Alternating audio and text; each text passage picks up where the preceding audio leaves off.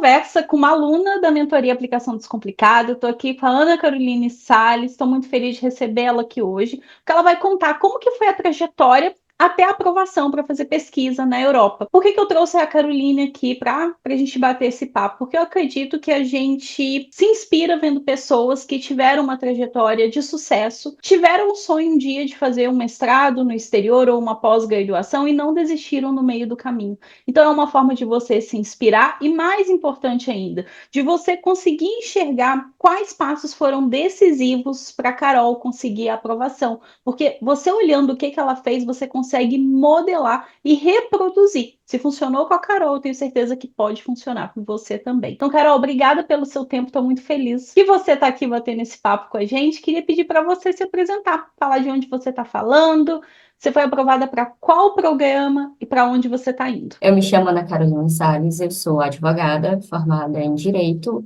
Eu moro atualmente em Fortaleza, Ceará, né, no Brasil, e eu passei para o programa EMI do Erasmus Mundus. E o EMI é um programa de mobilidade, então eu inicio agora em setembro na Alemanha e depois eu vou passando por outros países. Dentre eles é obrigatório a Noruega, no quarto semestre é obrigatório voltar para a Alemanha, e no próximo eu tenho que escolher entre 8 países. Então, vai de acordo com o que você quer estudar. Bacana, É, Carol. O Erasmus Mundus é um programa de excelência internacional, né? Qualquer pessoa da área acadêmica que é um pouquinho, pelo menos, antenado aí nessa parte de mestrados, que quer fazer um mestrado fora, provavelmente já ouviu falar no programa do Erasmus Mundus e ao longo dessa nossa conversa a gente vai aprofundar um pouquinho nele. Nesse programa do Erasmus, você foi aprovada com algum tipo de bolsa? foi do Erasmus, a INF. Então, E você precisa pagar alguma coisa para estudar nesse não, programa? não, nada. O programa todo custa 18.500 euros e eu não preciso pagar e eu ainda também ganho o seguro-saúde, que também cobre seguro-moradia.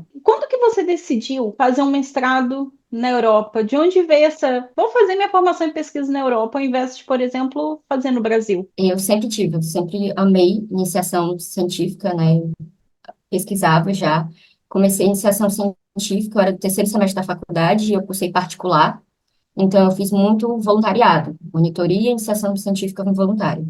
E aí, eu fiz para o mestrado na UFC, que é a Universidade Federal do Ceará, e eu cheguei a passar, mas não era realmente o que eu queria estudar. Aqui na Universidade Federal era muito voltado para constitucional. E eu vim da área internacional. Eu gosto desta área de internacional, principalmente a área de migrações, que é o EMI. O EMI é Migrações e Relações Interculturais. Então, eu comecei a pesquisar como é que eu fazia para ir. Só que é tudo muito.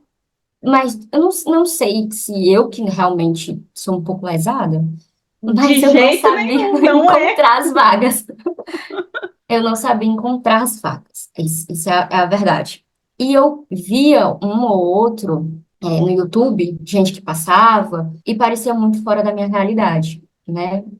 E eu vim de faculdade particular e que eu pensava também que contava. E no início, eu comecei no terceiro semestre a produzir, né? O meu primeiro artigo foi numa revista tipo C. Aqui no Brasil tem o Qualis e a gente fiquei pensando, nossa, o meu currículo vai estar muito lá atrás. Uhum. E aí eu pesquisando, começou a aparecer perfis e apareceu o do PhD no exterior. Aí eu fiquei, meu Deus do céu, eu vou me inscrever, mas ela tá sem vaga. Depois de ter entrado no seu perfil, apareceu um patrocinado de quando abria vaga. Quando abriu vaga, eu disse, agora eu acordei, coloquei despertador e para me inscrever, né? Eu acho que eu fui a quarta, se eu não me engano, é a quarta a me inscrever. Foi rápida. Foi e começou em julho. E aí em dezembro, abriu o e-mail. Aí eu, não vai dar tempo, provavelmente. E quando eu entrei no PhD, eu era focada nos Estados Unidos. Não sei se Você você fala lembra. PhD a mentoria, né? PhD é a mentoria. Eu era focada somente nos Estados Unidos. Eu tinha pensado no EMIR, né? Mas pensei só nos Estados Unidos. Eu estava em Yale, Harvard, Princeton, era o que eu estava focando. Aí teve uma aula que você apresentou, eu acho que foi até uma aula a mais, que era só sobre Erasmus Mundus e outras bolsas, a Mary, a Tiven, assim, né? Outras bolsas. Aí mandou o link do Erasmus. Aí eu fui pesquisar. talvez não seja tão possível assim, porque a Europa, dos Estados Unidos e a Europa, mas a Europa em si ela sempre foi o centro, né, da pesquisa, desbravando os mares, começou na Europa, né?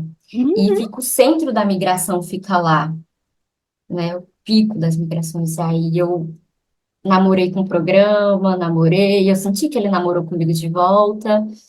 E aí eu disse, eu vou me inscrever pro TOEFL. E eu me inscrevi pro TOEFL em dezembro, porque como eu comecei a me programar em julho o PH, com a mentoria, o PhD, eu tinha pouco tempo para estudar para o TOEFL, e o TOEFL não é a prova que diz que você realmente sabe inglês, né? Ela é uma prova que você precisa aprender a fazer a prova. Só que Uhum. eu não sabia disso. Eu descobri no PhD com a aula de uma professora de inglês. Eu esqueci o nome dela agora. E aí eu comecei a mergulhar e fiz uma coisa que eu sei muito bem fazer, que é me programar para estudar. E fiz meu programinha de estudo. Aí eu estudava todo dia, todo dia, todo dia eu estudava. Quando chegou no dia da prova, 2 semanas antes da prova, eu entrei em contato contigo, que eu já estava ficando lelé da cuca, né? Não que eu seja normal, mas estava mais. E é normal, Quer me... Gabriel. Deixa eu até pegar aqui um ponto aqui para poder falar, que é o seguinte, né? Você falou, eu tô ficando lelé da cookie. Não é nada disso. É aquela ansiedade normal que acontece ao longo do processo de aplicação. É muito normal, afinal de contas, fazer um mestrado, igual você foi aprovada para fazer no exterior, no programa de excelência, é uma coisa que não é comum no dia a dia do brasileiro ver ali caindo aos montes na rua as pessoas aplicando e sendo aprovadas, certo? Não é todo mundo que sabe que essa possibilidade é real, e das pessoas que sabem, nem todo mundo realmente tem esse gás, tem essa vontade para colocar energia, esforço, igual você colocou, para ser aprovada. Então, ao longo do processo de aplicação, é normal a gente acordar um dia desanimado, um dia mais ansiosa, um dia que a gente acha que não vai dar certo, outro dia que a gente acha que vai dar bom, né? E aí eu quero nesse meio, pegando esse gancho aqui do que você está falando, eu queria saber se você sentia que ia dar certo, se você confiava 100%, se você ficava, vou me esforçar, mas talvez não dê. Como que era esse sentimento? Era justamente isso. Justamente isso, dizer, gente, não vai dar certo. O pessoal, eu entrei no grupo do Facebook, gente, o pessoal tá ali se programando há um ano, fazendo um planejamento há um ano e meio.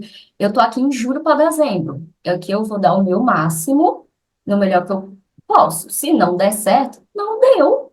Tranquilo, tudo bem. E vou fazer essa prova, vou tentar aplicar, tento próximo ano de novo. Uma hora, minha hora vai chegar, né?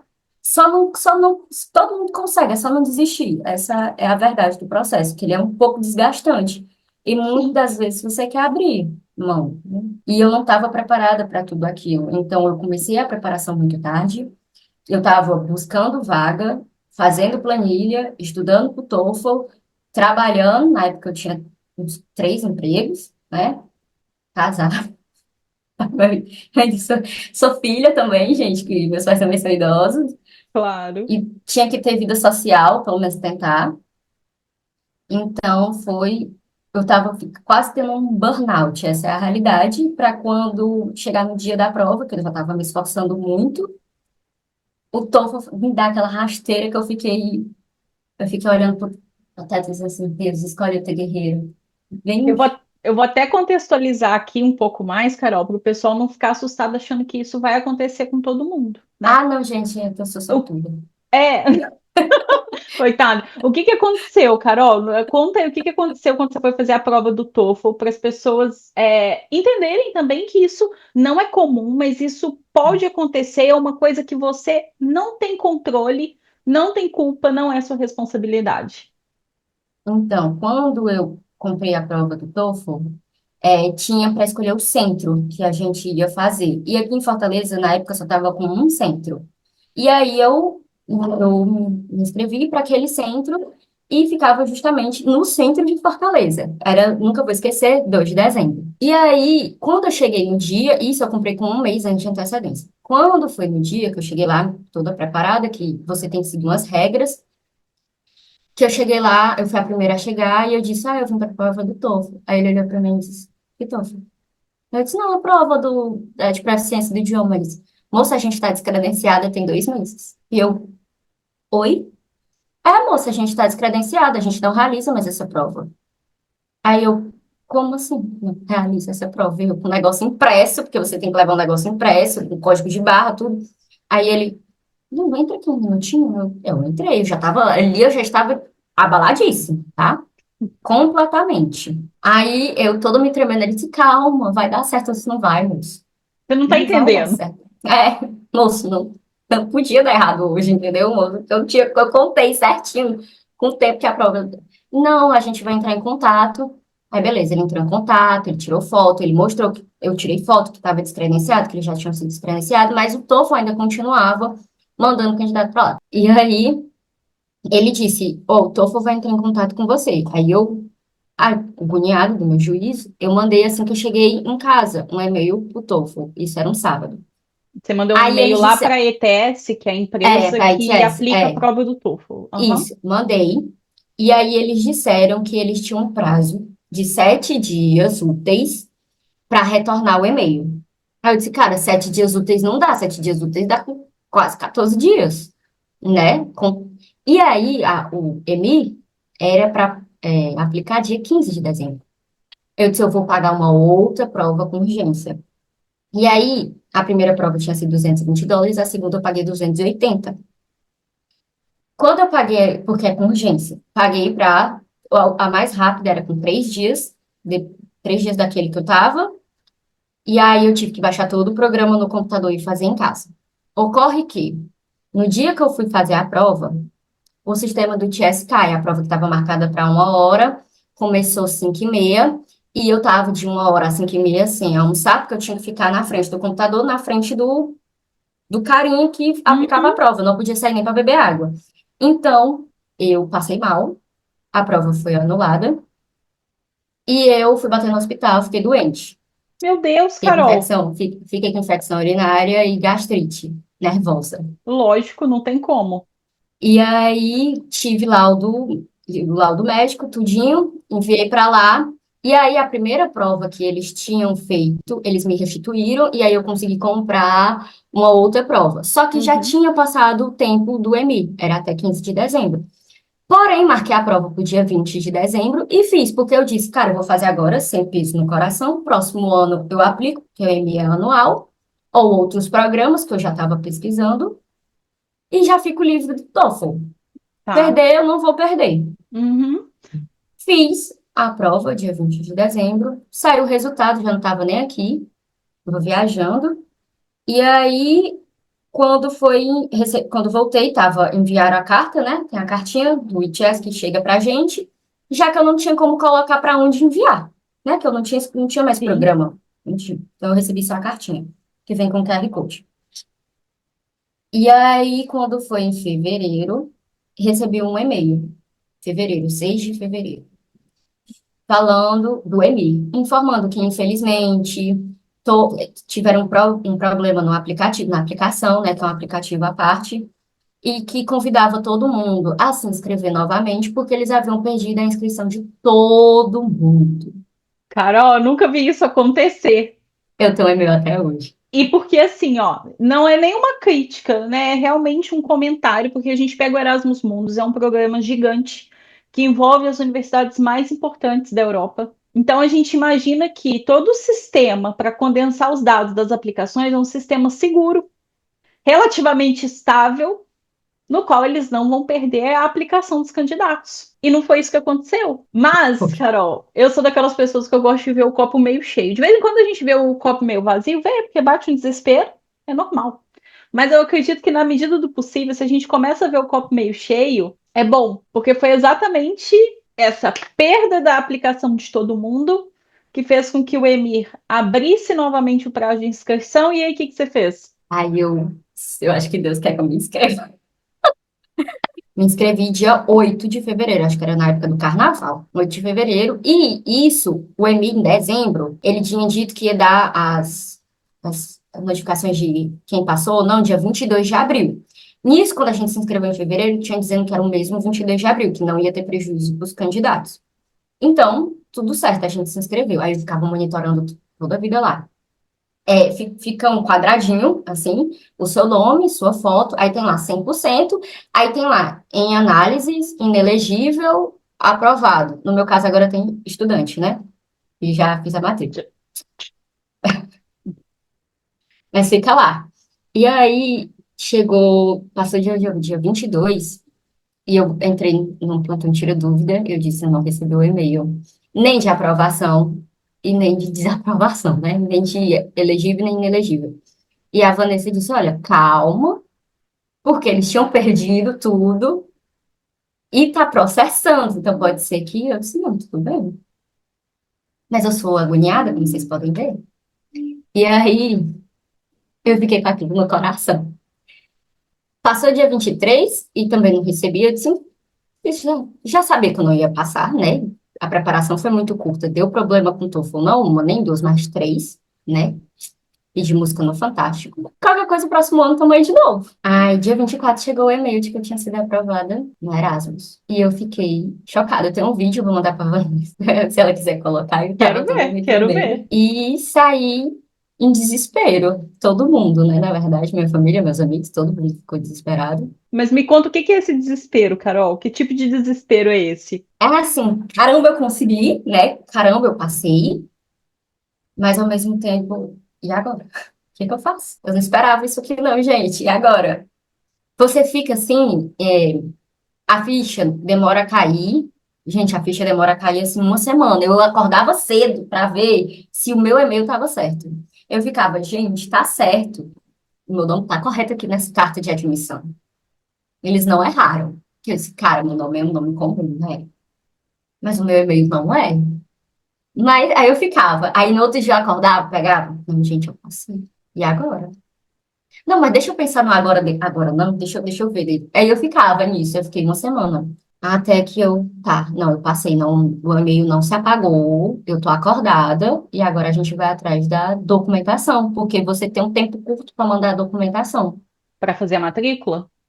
É, por conta disso, o e-mail deu 5 dias pra gente fazer. E o meu quinto dia caía no domingo. E aí é sensacional Sortuda. para mim. Uhum. E aí eu fiz tudo em 3 dias. Pegar toda a documentação em 3 dias. A única coisa que eu tinha, de fato, que já estava comigo era o ITS. Nunca falei mal. Adorei, Carol. Carol, o que que mudou quando você falou assim a primeira vez, vou aplicar para o mestrado na Europa, vou aplicar para o mestrado? Qual que era o sentimento naquela época? Como que esse sentimento mudou quando essa carta de aceite chegou no seu e-mail? Teve alguma diferença? Você lembra? Como que foi a sensação, por exemplo, de aplicar e depois a sensação de abrir o e-mail e ver essa aprovação? Quando eu fui aplicar, eu apliquei com o sentimento de não vou conseguir, não, eu acho que não é agora o meu momento. Eu falava, não, não é agora o meu momento, porque foi tudo muito atribulado, muito atropelado, foi tudo um caos por cima de caos, né? Não vai ser agora, mas uma hora vai chegar, eu vou aplicar para aprender. Perdendo, eu não tô. Essa foi a realidade. Então, quando chegou a, a carta, eu não acreditei. Demorou muito mais do que o normal, eu acreditar, porque foi causa atrás de causa.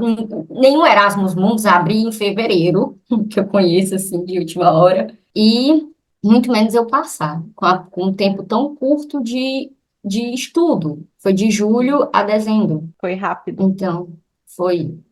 Então, eu não acreditava que eu ia passar. Não que eu achasse que eu não tinha potencial, também eu não achava, tá? Mas eu não achava, como você pode ver, né, Vanessa? Eu não sou uma pessoa assim, sortuda, então eu não esperava que de fato. Eu pensava o quê? Cara, eu sou boa, mas se eu sou boa, o tanto de gente que tá competindo, que vai ser 10 vezes melhor do que eu, entende? Então eu Aí não.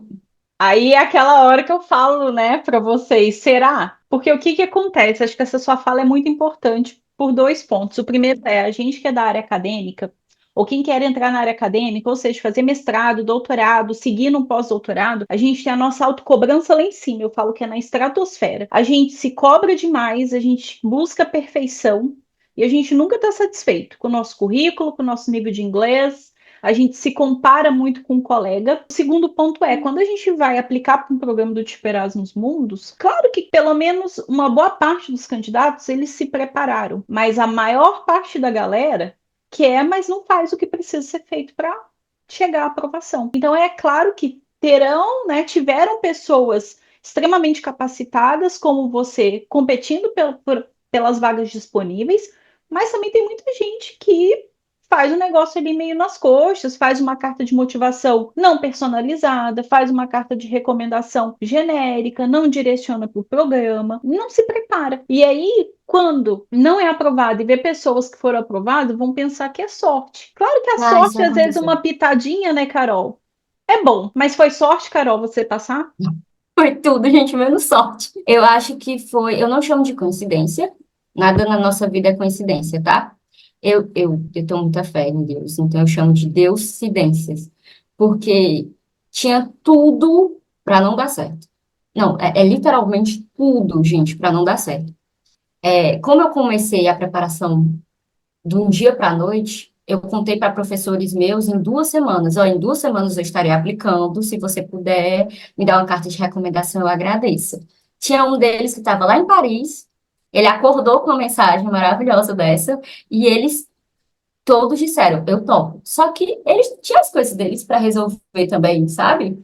Então, esse negócio do TOEFL, que eu tive que tentar 3 vezes a prova, eu tive que pedir carta de recomendação para 5 pessoas de última hora, uma delas dentro da mesma semana que eu ia aplicar em fevereiro, porque duas delas, infelizmente, faltaram comigo, porque ficaram doentes, né? Me pediram muito desculpa, mas ficaram doentes, não podiam me ajudar naquele momento, então eu tive problema com o TOEFL, problema com a carta de recomendação.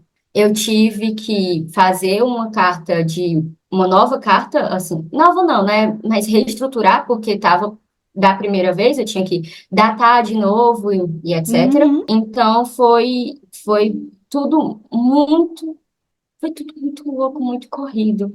Então não recomendo fazer no tempo que eu fiz. De fato, eu não recomendo. Mas você. E outra coisa, o currículo. Como eu faço muita coisa ao mesmo tempo, a Vanessa sabe, Faz acabava que mesmo. eu tinha que ficar atualizando meu currículo direto. E tinha hora que eu começava a escrever o meu currículo. E não estou aqui para mentir, a Vanessa corrigiu o meu currículo. E corrigiu, acho que minha carta, não foi? A carta, não foi? Uhum. Eu começava meu currículo em inglês, eu terminava meu currículo em português. Porque tinha hora que eu só queria jogar informação. E tinha hora e o EMI, ele limitava o tamanho do seu currículo. Só podia ter 4 páginas. O meu tinha 6. Uhum. 6. E isso tinha cortando muita coisa. E aí eu cheguei para a Vanessa e tinha lá ela dizendo: tá, mas tu não pode tirar isso aqui. Não, isso aqui também não pode. 6. Eu disse: isso aqui também não. Isso É, tá complicado, né, Vanessa? Não pode tirar nada. me Tem 6 páginas, ajuda. só pode 4. Então, e aí é um ponto muito interessante. Por quê? Porque você tinha lá 6 páginas de currículo. E dependendo da aplicação que a pessoa vai fazer, ela consegue colocar um currículo com 6 páginas. Claro que, no seu caso, não era 6 páginas enchendo linguiça, era 6 páginas porque você realmente tinha muitas coisas para poder colocar. Só que provavelmente, só que é muito difícil um programa que não limita o número de páginas. E aí entra toda uma estratégia de visão de aplicação, visão de para qual programa a pessoa está aplicando, o que que aquele programa pede, qual que é a construção da trajetória acadêmica e profissional desse candidato, né, da Carol candidata, que faz com que a informação X precise entrar e a Y nessa hierarquia de informação não vai pesar para que ela não consiga uma aprovação. Então, eu falo que a gente não pode ficar muito agarrado, não pode ter muito apego emocional com as coisas que a gente tem no currículo. A gente tem que tentar otimizar para mostrar que a gente tem um perfil, que a gente tem preparado, né, que a gente está preparado, mas se tiver que cortar alguma coisa, tem que ter ali uma inteligência para que eu vou cortar? Para que você não corte errado. E assim você consiga mostrar que você tem o perfil para entrar nesse programa. Carol, você comentou, né, da sua felicidade em receber a aplicação. Como que sua família recebeu essa notícia? Foi uma mistura, foi um êxtase, assim, ficou todo mundo feliz, depois ficou todo mundo triste que eu ia embora. Adorei. Foi todo mundo chorando junto. Meu Deus, não, é um sonho da Carol conseguiu. E depois, meu Deus, a Carol conseguiu, ela vai embora. Então foi tipo, a gente vai viver, a gente vai morrer. Foi tipo, bem Cid da Era do Gelo, né? A outra coisa que eu achava que eu não ia passar foi porque eu não tirei a nota do TOEFL que o EMI exigia. E ele exigia 88, eu tirei 82. Tava ali, né? Quase, mas não chegou a atingir a nota. Eu acho que eu fiquei, não só, não, com certeza não foi pelo TOEFL, até porque no Erasmus Mundus eles têm peso. A nota, o TOEFL, a nota de proficiência era 10%, o seu currículo era 60%, sua carta de motivação era um negócio assim, depois eu entro para ver e te digo, mas tinha peso. Sim. Aí provavelmente você fechou, né? Teve ali a pontuação É, máxima ou quase máxima em todos os outros parâmetros, e no TOEFL você não atingiu a pontuação máxima que eles iriam colocar, porque você não atingiu a nota a nota, mínima, mas como você não estava tão abaixo do que eles exigiam, você conseguiu meio que compensar, e aí a aprovação veio. Assim, 88 para 82 não é tão distante. Mas se você vai competir, geralmente a pessoa tá tirando 100, sabe, gente? Uhum, 90. E você uhum. chegar abaixo, eu tinha que ser muito boa em outras coisas para eles verem que eu era muito boa. Então, como eu fiz a minha carta de motivação antes de ter a nota do TOEFL, eu tinha que adaptar minha carta de motivação para mostrar que eu era a candidata ideal, mesmo não tendo a nota do TOEFL. Carol, e como que você sentava para poder preparar os documentos? Por exemplo, quando você foi preparar a carta de motivação, e eu estou te perguntando isso especificamente porque esse é um documento que a gente não aprende na faculdade a preparar, e é um dos principais documentos onde eles realmente conseguem ver a pessoa por trás daquele currículo. Eu fiz duas cartas, na realidade, né, para depois juntar. Porque existem duas Carols, né? Existe o meu pessoal e existe o meu profissional. E a carta de motivação, eu não queria repetir o meu currículo, mas eu não queria falar só de mim, eu queria misturar. Então, eu fiz do porquê eu gosto de estudar migração, quem eu sou e o que me levou a estudar migração. E depois eu fiz uma carta do meu profissional. E depois eu misturei as duas de Uhum. uma forma que elas ficassem homogêneas, né? Mostrasse o meu pessoal e o meu profissional. Tive dificuldade na parte de elogiar, porque a gente tem que se exaltar muito, sabe, gente? Eu tenho um problema com isso, que parece que eu tô sendo, não sei, não me sinto confortável. Mas tem essa parte, e foi a Vanessa que me ajudou com isso também. Por que você decidiu entrar para a mentoria? Ai, não sei explicar isso, isso é muito emocional. O PhD meio que ficou uma família. A gente criou um grupo no Telegram e você colocava dúvida na comunidade. Eu nunca fiquei com uma dúvida por mais de 12 horas, não foi nem 24, gente, por 12 horas. Você podia perturbá-los a qualquer momento. Gente, às Perturbá-los vezes do de ponto de noite. vista técnico, né, Carol, que você É, fala, né? porque muitas vezes eu estava fazendo o currículo e eu assistia a aula e depois a Vanessa corrigia e eu reassistia. E eu ficava, mas gente, a Vanessa disse que não podia tirar isso, mas eu vou ter que tirar, porque aí eu perguntava, e a Vanessa, você disse que não podia tirar, mas pensa, não sei o quê. E ela respondia, não, lógico, na hora que ela via, né, gente? Obviamente. Mas ela via e respondia, e a gente já ia adaptando. Eu não me senti cega num tiroteio, sabe? Porque encontrar já era muito difícil. Ela ensinando a encontrar já diminuía muito o trabalho. E ela ensinando como fazer os documentos, nossa, principalmente para mim, que comecei em julho a procurar, a estudar e fazer os documentos. E tinha que estar pronto em dezembro. Se eu não tivesse contratado, não teria conseguido. Eu tô falando sério, eu não teria conseguido. São muitas etapas, né, Carol? São muitas coisas acontecendo ao mesmo tempo. É exatamente por isso que na comunidade, até explicando um pouco mais, né, a gente tem uma comunidade só para os alunos, que é o nosso local oficial de dúvidas. Então, o aluno tem dúvida em qualquer coisa. Tem dúvida, sei lá, vi tal informação no programa, não consigo interpretar. Ou coloca essa informação no meu currículo, sim ou não. O aluno vai, posta essa dúvida na comunidade, me marca ou marca o Júnior, e a gente vai lá e responde para você em até um dia útil. É a nossa promessa de responder em até um dia útil. Mas, claro, às vezes, dependendo da hora que é, por isso que a Carol falou, né? Em menos de 24 horas eu tinha minha resposta. Dependendo do horário que o aluno posta, a pessoa às vezes tem a resposta ali no mesmo dia, em poucas horas. E a gente faz isso porque a gente sabe o quanto é angustiante não ter resposta, ficar batendo cabeça.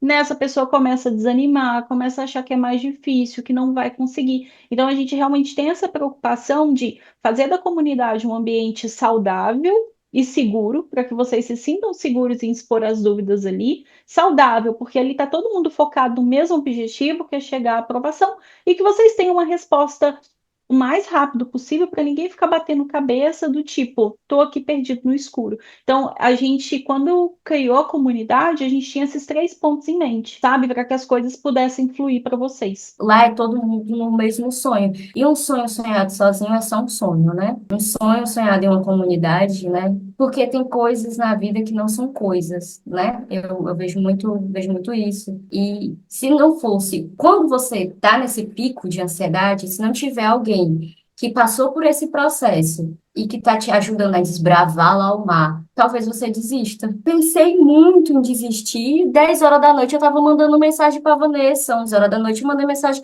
pro Júnior dizendo de não, gente, eu vou desistir, muito obrigada. E ela respondeu, eu acho que ela via assim a palavra desistir, eu acho que tocava no coração dela e ela respondia na hora, dizendo não desista, não desista, eu tô aqui. E é um sonho literalmente sonhado junto na comunidade. Sim, Faz sim. diferença. O objetivo é um só, é a aprovação. Claro que a gente precisa fazer a nossa parte desse lado, que é da orientação, ajudar a preparar os documentos da forma certa para você demonstrar o seu perfil, e o aluno fazer a parte dele, que é preparar, montar a aplicação, tirar a dúvida, não ficar remoendo a dúvida, né? Isso aí eu tenho certeza que você não fazia, porque você postava as dúvidas lá na comunidade, vinha nos plantões também para poder perguntar, né? Então, isso é importante, né? Eu acredito que realmente é uma parceria, a pessoa que quer ser aprovada e a gente. Se cada um fizer a sua parte, a chance de sucesso ela é alta, né? A chance de aprovação é alta. Carol, você falou muito aí, né, que era um sonho. Como que você acha que esse sonho, que agora está prestes a ser realizado, porque você está se mudando já daqui a pouquinho, como que você acredita que isso pode impactar a sua carreira? Já parou para pensar nisso? Nossa, gente, isso daí vai ser gigantesco, porque assim, eu nunca pensei.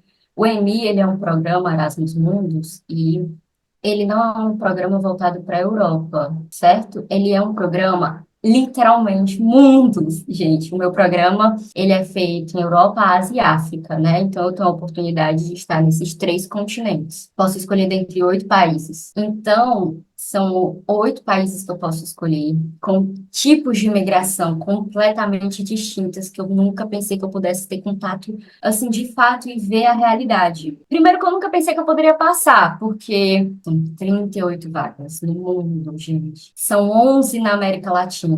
Você tem noção de que são 11 vagas na América Latina?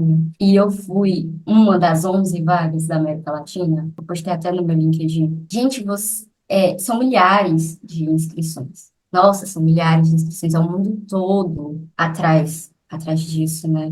E você sabe que você foi, como tá no e-mail, né? Parabéns, você foi uma das 38 alunos excepcionais do mundo. Gente, eu me arrepio todo dia, dá vontade de chorar só de lembrar. Eu me arrepiei. Porque você saber, se eu chorar, me desculpa, mas você saber que você fez uma aplicação, né? De julho a dezembro, mesmo com tudo dando errado. E você recebeu uma carta dessa, de que você foi uma das 38. Só três no Brasil passaram, né? Só três no Brasil. E eu vim de uma trajetória muito complicada. Eu estudo migração, porque minha família é migrante. A gente é judeu. Então, e voltar para a Alemanha, né? Que coincidência, voltar para a Alemanha. Então, Entrar pela porta da frente. então foi muita loucura. Eu não imaginava que poderia acontecer comigo e tão, num processo muito rápido. Essa é a realidade. E o mais engraçado de tudo isso é que eu não precisei ser a pessoa mais incrível e ter o currículo mais genial e falar 10 idiomas e conseguir moer carne e fazer suco de laranja ao mesmo tempo, sabe?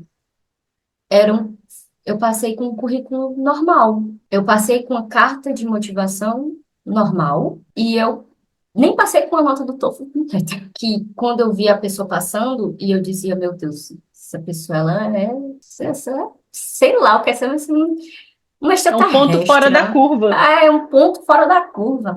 Eu sou uma pessoa normal, gente, com medo, com sonhos, que simplesmente só é isso que é o mais engraçado, que qualquer pessoa pode conseguir. E eu sou uma pessoa normal. Só sou uma pessoa que faz o que tem que ser feito. Se eu tenho que pesquisar, eu vou pesquisar. Se eu tenho que escrever, eu tenho que escrever. E não é aquele negócio de, Carol, como é que você consegue fazer tudo ao mesmo tempo? Ah, é porque ela faz tudo mal feito. Não, gente. A gente deixa de comer, a gente deixa de dormir, a gente deixa de sair, a gente deixa de fazer muitas coisas, a gente abre mão de muitas coisas para depois colher os frutos. Você só tem que saber pelo que você quer lutar, porque ninguém serve a dois senhores, certo? Uhum. Quando eu fui fazer isso, eu sabia que era um tempo muito curto. Então, eu sabia que eu ia ter que abrir mão de muita coisa.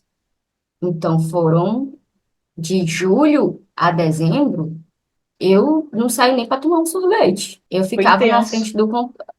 Eu ficava, mas foi uma escolha minha. Poderia ter sido mais leve se eu tivesse me programado com um ano, 6 meses, né? Escolha minha.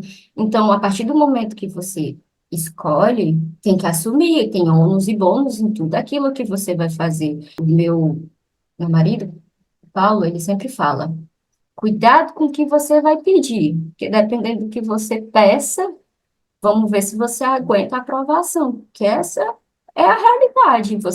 Não adianta você querer estar lá no topo e dizer que, mas isso aí eu não vou isso aí eu não vou fazer, porque eu vou sair para beber com os meus amigos. Eu não estou dizendo que não é para fazer isso, Vanessa. Eu não estou dizendo, porque senão você tem que desopilar. Mas você vai ter que fazer as escolhas e abrir mão de muita coisa para conseguir. Porque quando você passar, eu sei que você, para não assistir, não vai passar.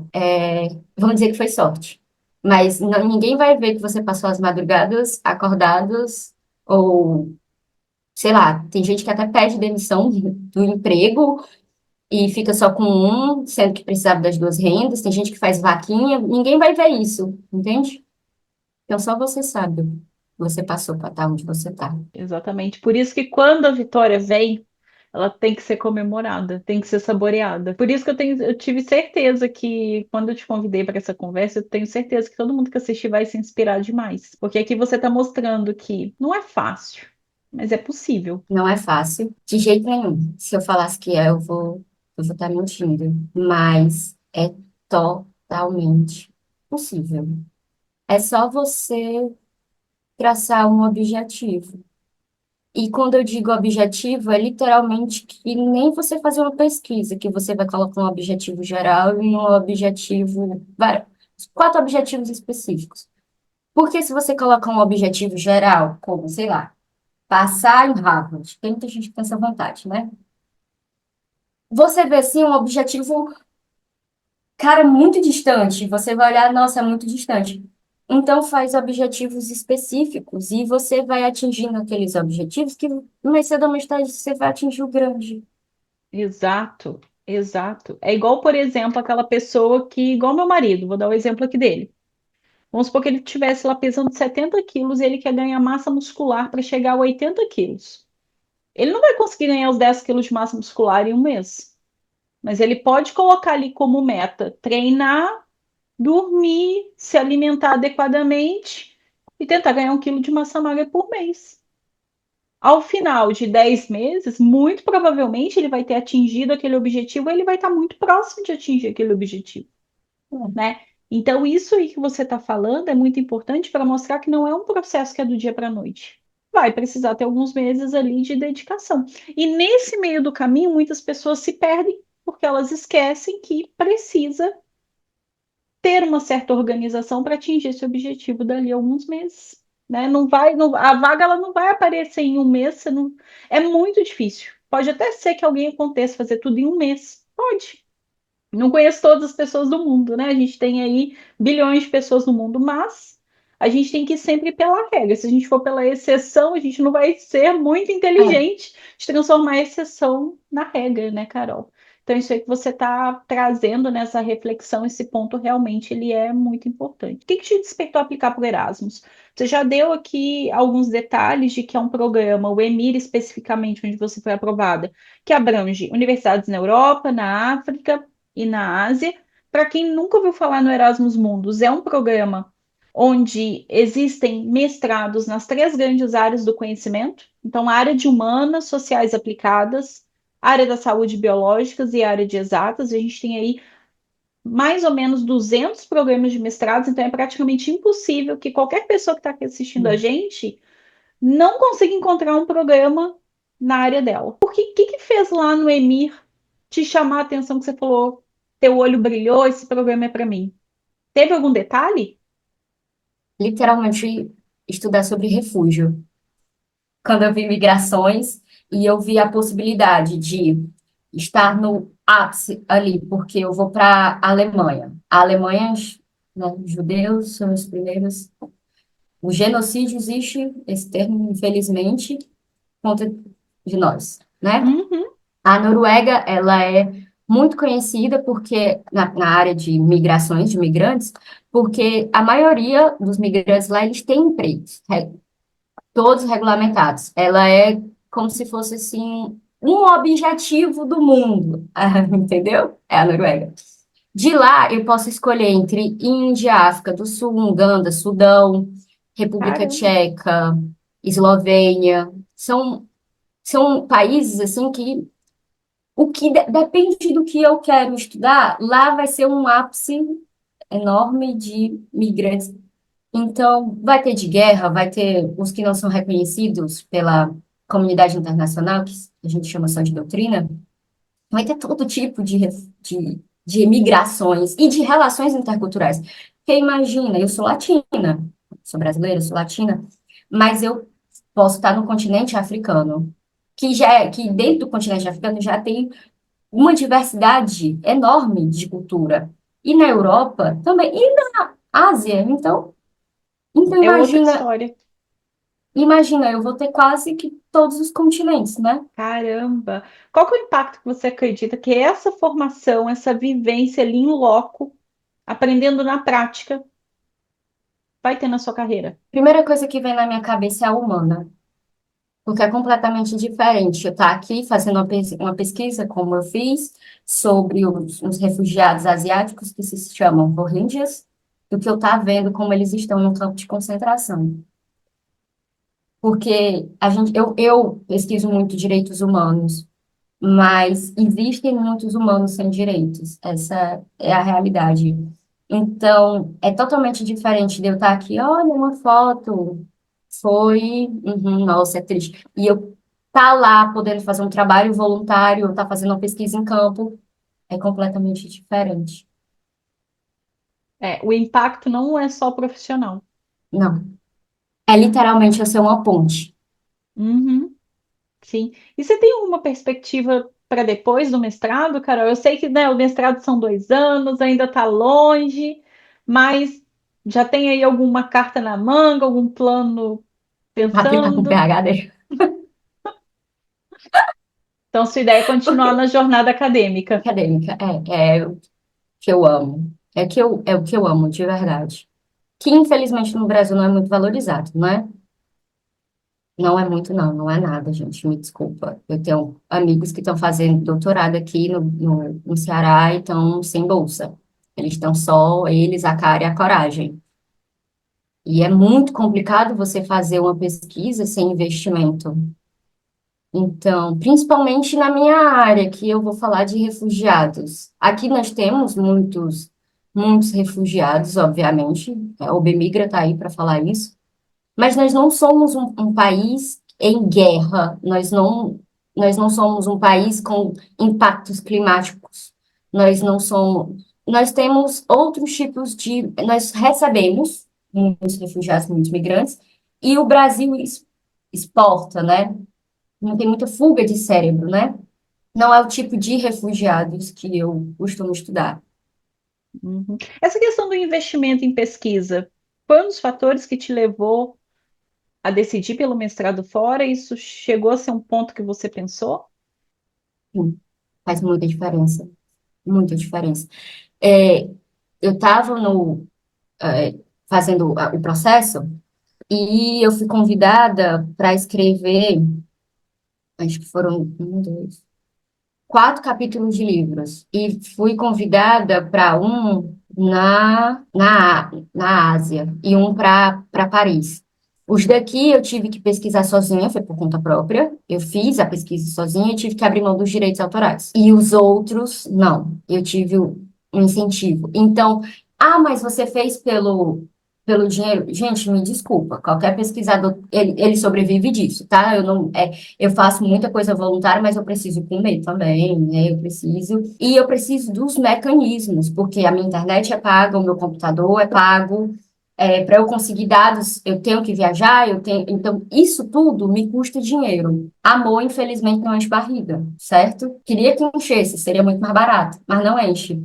E aí, eu pagar por todos esse custo sozinha e ainda ter que pegar os dados e tudo para transformar numa pesquisa e não ganhar nada, desestimula. Gente, desestimula muito. Então, você saber que você vai ter um incentivo, que você vai ser reconhecido, que você, olha, gente, é muito surreal. Aqui um computador custa, o meu computador aqui no Brasil custou 18 mil reais, certo? O mesmo computador nos Estados Unidos custa US$ 2.000. E aí eu vou até fazer um paralelo aqui com uma bolsa de doutorado no Brasil hoje. Ela tá 3.100. 3.100. Aqui nos Estados Unidos você tem bolsa ali a partir de 2.500, US$ 2.800 por mês. Então, quando a gente faz o paralelo, né, do poder de compra, a gente consegue enxergar que uma pessoa que faz doutorado nos Estados Unidos e recebe uma bolsa, ela tem muito mais poder de compra para comprar um computador como o da Carol, para comprar outras coisas, para ter um conforto em relação, né, a uma pessoa que faz no Brasil, acaba tendo uma condição financeira menor. E outra coisa, o pessoal fala, mas se você converter, o meu computador não é o top de linha, gente.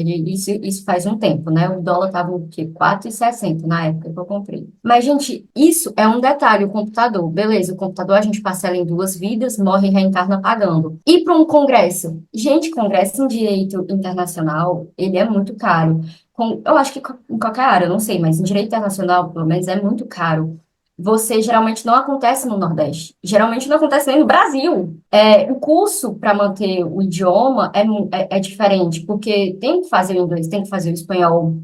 Eu tinha que ter já era o francês, porque é uma das línguas oficiais da ONU. Então, tudo isso me custa dinheiro. Eu seria muito hipócrita de falar que a bolsa de mestrado que oferece aqui no Ceará daria, não daria. Pelo contrário, faltaria. Nós brasileiros, a gente cresceu muitas vezes vendo as pessoas fazer pós-graduação de uma forma voluntária ou recebendo uma bolsa que não cobriu o custo de vida, principalmente quando a gente vai para as capitais ou para cidades maiores, onde tem um custo de vida maior, né? Porque a bolsa no Brasil, ela é igual independente de onde você mora. Então, tem lugar que é mais tranquilo, tem lugar que dinheiro não dá. Então a gente cresceu muito nessa vibe, digamos assim, de que eu ainda estou estudando, ainda estou aqui fazendo pesquisa, estou me qualificando. Sim, de fato, o mestrado ele é uma qualificação, mas ele é uma qualificação em pesquisa de uma pessoa que já passou por uma graduação, que já tem uma profissão. Você está ali fazendo pesquisa não é para o seu benefício próprio, é para você levar isso para a população, isso independente da área. A gente tem luz, se a gente tem a tela que a pessoa está assistindo a gente aqui, tudo isso é conhecimento científico aplicado. Então, as pesquisas elas são fundamentais para o nosso desenvolvimento como sociedade e reforçando em todas as áreas do conhecimento. Então, é fundamental para qualquer descoberta científica que exista um financiamento para pesquisa que possa viabilizar fazer o projeto de pesquisa, você ir a campo para fazer a sua coleta de dados, pagar pelas publicações, congressos científicos para você trocar ali ideias com pesquisadores de ponta na sua área, isso traz um enriquecimento para a sua pesquisa. Então, a gente precisa começar a olhar para a pesquisa e para a nossa formação como pesquisador, não como estamos apenas estudando. Não, nós estamos gerando conhecimento científico que daqui a 5, 10, 20 anos vai ter um impacto na sociedade, isso é indiscutível. E por isso, assim embaixo que você falou, Carol, ter ali uma verba que você tem esse suporte financeiro, não só de bolsa para você sobreviver, mas para custear o seu projeto, é indiscutível que isso é fundamental. Não tem como, porque pesquisador também é um trabalho. É um trabalho que dá trabalho, gente, tanto quanto qualquer outro trabalho. E eu amo ser pesquisadora. Eu fui pesquisadora na faculdade, eu fui voluntária, eu fiz 3 monitorias, eu fiz pesquisa, iniciação científica. Até hoje eu tenho um trabalho voluntário, que é o do IBDH. Eu sou voluntária completamente lá. Eu sou voluntária na ON, que é o Observatório de Nacionalidades da UES. Eu sou voluntária no Diálogo ACI, que é o Diálogo de Direito Ambiental Constitucional Internacional, na universidade que eu dou aula. Eu sou voluntária em muitas organizações, na OAB, eu sou coordenadora da Comissão de Direito Internacional. Eu não deixo de fazer trabalho voluntário, mas eu não tenho como dar o melhor trabalho sem um grande investimento, porque eu poderia ser voltado só para pesquisa se eu tivesse incentivo.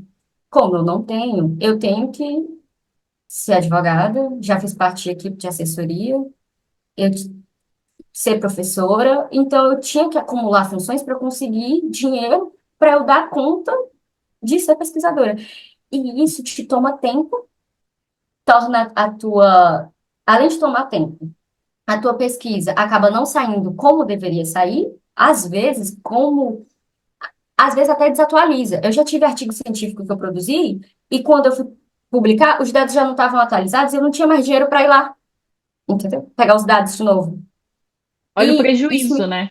isso é prejuízo, é muito prejuízo.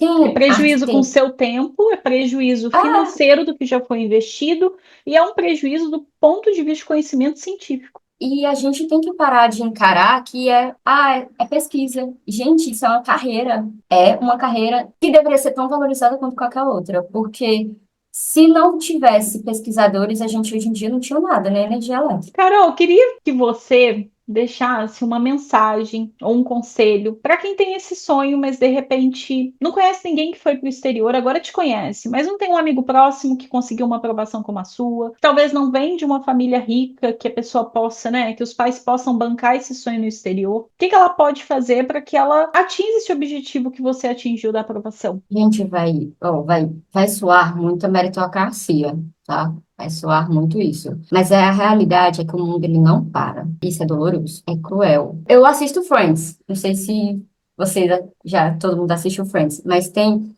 uma frase que é falada no Friends que é: Bem-vindo ao mundo real. Ele é horrível, mas você vai amar. É a realidade, sabe? E o mundo não vai parar porque você tá triste, o mundo não vai parar porque você tá com raiva, o mundo não vai parar porque você não conseguiu. Você vai ter que seguir o fluxo. E se você não parar, você vai conseguir. Ninguém tá na frente e ninguém tá atrasado, tá todo mundo no seu tempo. Então, se você parar muito de olhar para a grama do vizinho, que às vezes a gente acha que tá mais verde, mas pode ser uma grama falsa, e focar no seu, você vai chegar lá. Ah, mas é porque minha família não é rica. Gente, a minha família também não, viu? Meu pai veio de Roraima. Na verdade, a gente veio refugiado, né? Estamos em Roraima, na fronteira. Meu pai estudou com os índios, tá? Eu vim para Fortaleza, eu fui bolsista numa escola, Farias Brito. Eu e minha irmã. Eu fui bolsista a minha vida toda. E se eu não fizer por mim, ninguém vai fazer.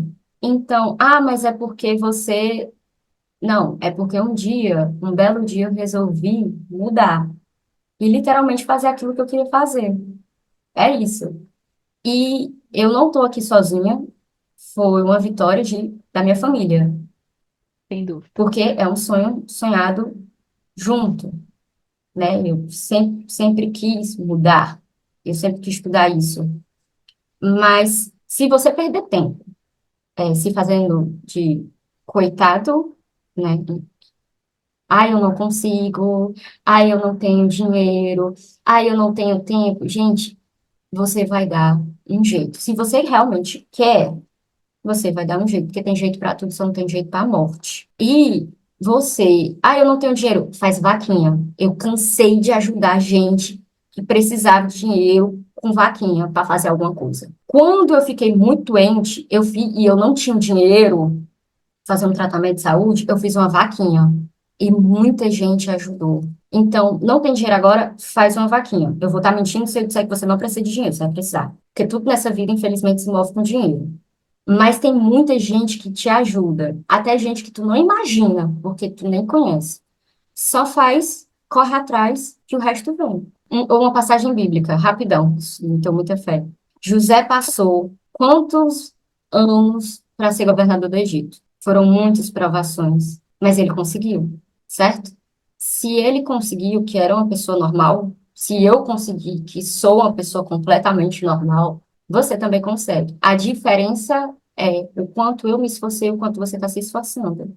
Você pode se esforçar e conseguir como eu consegui. Procurar com quem você também está pedindo conselho. Porque, entenda, se você for pedir conselho a uma pessoa frustrada, você vai ouvir frustração. Não, eu tô falando isso, olha, eu sou casada, e quanto de gente disse, não case, é horrível, não tá escrito. Agora, se você for perguntar para uma pessoa que é feliz no casamento, que não sofre abuso, se é melhor casar, ela vai dizer, a melhor coisa da minha vida que eu fiz foi casar. Então, veja quem é a sua companhia. Você não vai pedir conselho para alguém que é frustrado profissionalmente, Ou para alguém né? que odeia pós-graduação, não A pode relação, nem ouvir falar em pós, odeia pós. Se você for se aconselhar com essa pessoa, você não vai fazer. é. Não vai, você não vai sair de canto nenhum. A realidade é essa. Você tem que, até pra gente pedir conselho, a gente tem que ser inteligente, porque a gente tem que saber para quem a gente está pedindo. Escuta também muito a sua família. A minha foi fundamental. Aí, se precisar, vai no meu LinkedIn, manda uma mensagem que eu te incentivo. A Vanessa fez isso comigo e a gente replica isso com outras pessoas, porque é assim, né, gente? Que é o bom e o bem tem que ser replicado e continuado e repassado. Então, pode vir falar comigo. Eu não prometo te ajudar com os documentos como a Vanessa fez, porque provavelmente eu não sei, né? Eu não vou colocar isso daí, não, deixa com a Vanessa. Mas te dizer uma palavra que possa fazer diferença, como a Vanessa fez comigo, eu posso fazer com você. Carol, qual você acha que foi o seu diferencial para conseguir a aprovação nessa bolsa do Erasmus? Para mim, eu acho que foi o voluntário, o trabalho, monitoria, eu acho que fez diferença, sim. Demonstrar que pelo menos no meu currículo, que eu sempre estudei aquilo, né? Que foi todo trabalhado para aquilo, então meus cursos, tudo era voltado para aquilo, planejamento mesmo. Mas não é necessário saber pesquisar. Pelo contrário, eu vou ter um semestre aprendendo metodologia científica, porque tem muita gente realmente que não sabe. Sim, quando a gente pega o programa de Erasmus Mundus, que recebe pessoas do mundo inteiro, a gente tem que pensar literalmente que nem todo mundo, em todos os países, tiveram acesso a fazer pesquisa científica. Então, o que que o programa vai fazer? O programa ele vai nivelar todo mundo ali de uma certa forma, dar uma base científica, preparar esse aluno para que depois ele desenvolva a dissertação, né? E Então, o Erasmus, ele é muito. Ele não é fechado só para a Europa, que eu acho que tem muita gente que pensava isso. Eu mesma, né, achava que era assim. Mas no meu, foram 11 da América Latina, um da América do Norte, 5 são da Europa só, 7 da África e 14 da Ásia. ou seja, é um programa onde a maioria das universidades que fazem parte desse consórcio são universidades europeias, mas o foco como aluno para ingressar nesse programa não necessariamente precisa ser um europeu. Eles realmente estão em busca dessa diversidade de alunos. Carol, foi ótimo ter essa conversa aqui com você. Estou muito feliz pela sua aprovação. Eu também.